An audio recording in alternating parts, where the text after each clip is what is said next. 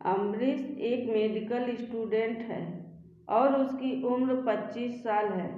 वह अहमदाबाद से अपनी पढ़ाई की तैयारी कर रहा था। एक बार अमरीश अपनी शिफ्ट के दौरान देखा कि एक महिला अपनी बच्ची को लेकर इलाज कराने आई थी। वह औरत बहुत ही उलझन में थी। उसे देखकर ऐसा मालूम पड़ रहा था कि वह अब रोने लगेगी। वर्तमान में बीमारी की वजह से किसी अजनबी की मदद कोई भी करने को राजी नहीं होता है, पर मैं अपने स्वभाव के कारण उनकी मदद करने गया। उनका नाम पूछने पर भाभी ने अपना नाम अलका बताया और अपने बच्ची का नाम हीनल बताया। हीनल बीमार दिख रही थी और भाभी के साथ एक सुंदर लड़की जो कि भाभी जी की पड़ोसन थी। भाभी ने उसका नाम अनन्या बताया। अब अमरीश अपनी पहचान दिखाकर भाभी जी की बच्ची हीनल का जल्दी से इलाज करवाया और उनको दवाइयाँ भी लाकर दी। जब अलका भाभी जाने लगी तो मैंने उनसे कहा, अगली बार जब भी आप अपनी बेटी हीनल का चेकअप कराने के लिए आए तब मुझसे संपर्क कर लीजिएगा। मैं जल्दी से चेकअप करवा दूंगा। ये कहकर मैंने अलका भाभी को अपना मोबाइल नंबर दे दिया। भाभी जी मेरा शुक्रिया अदा करती हुई चली गई। अलका भाभी दिखने में बहुत ही खूबसूरत थी। वो ऐसी लग रही थी मानो कोई अप्सरा हो। फिर भी मेरी नज़र में उनके लिए इज्जत थी, इसलिए मैंने भाभी को गलत नज़र से नहीं देखा। लेकिन अनन्या को देखकर मेरे दिल में गुदगुदी होने लगी। फिर 3 दिन बाद मुझे अनजान नंबर से मैसेज आया। उस मैसेज को देखकर मैंने बात की तो पता चला कि वो अलका भाभी थी। उनकी बेटी हीनल का अगले दिन चेकअप होना था तो उन्होंने मुझसे हेल्प मांगी थी। मैंने तुरंत ही हाँ कर दी।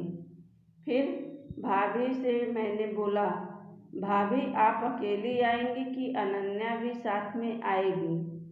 तो भाभी बोली, अनन्या भी साथ में आएगी। क्यों, अनन्या से कुछ काम है?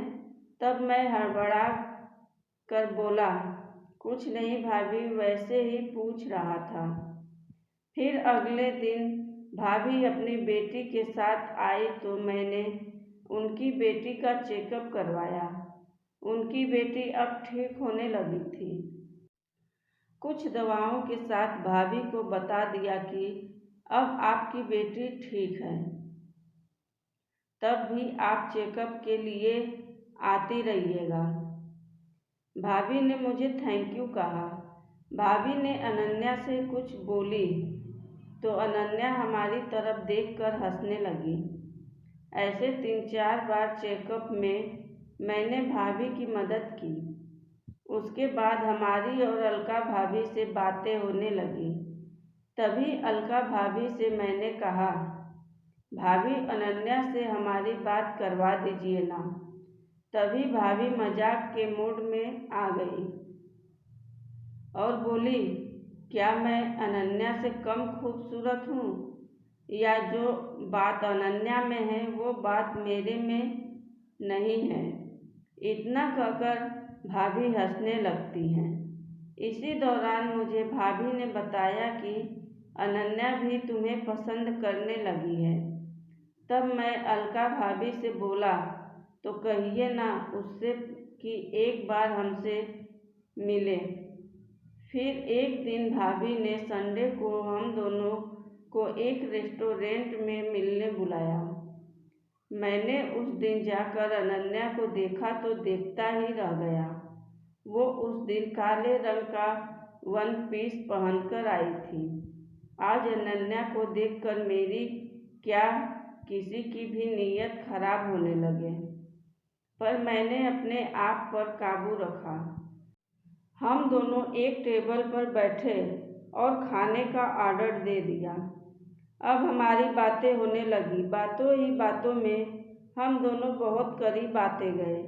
खाने के दौरान ही हमने रिवर फ्रंट पर घूमने का तय किया और खाने के बाद सीधे वहीं चले गए। अनन्या के पिता अमेरिका में थे और वो 1 वर्ष बाद ही घर आने वाले थे। मैंने भाभी से कहा, भाभी जी आप घर जाइए, हम लोग थोड़ी देर में आते हैं।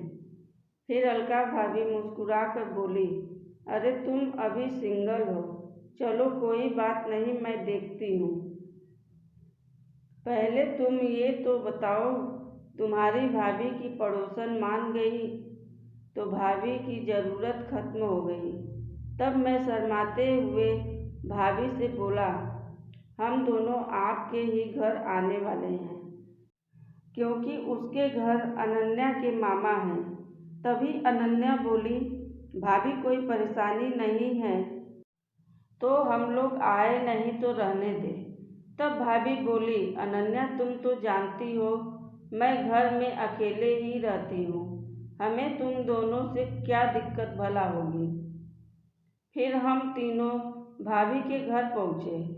घर पहुँचते भाभी बोली, मैं अनन्या के घर से आती हूँ, क्योंकि इसके मामा से बोल दूँ कि अनन्या मेरे घर है, परेशान न हो।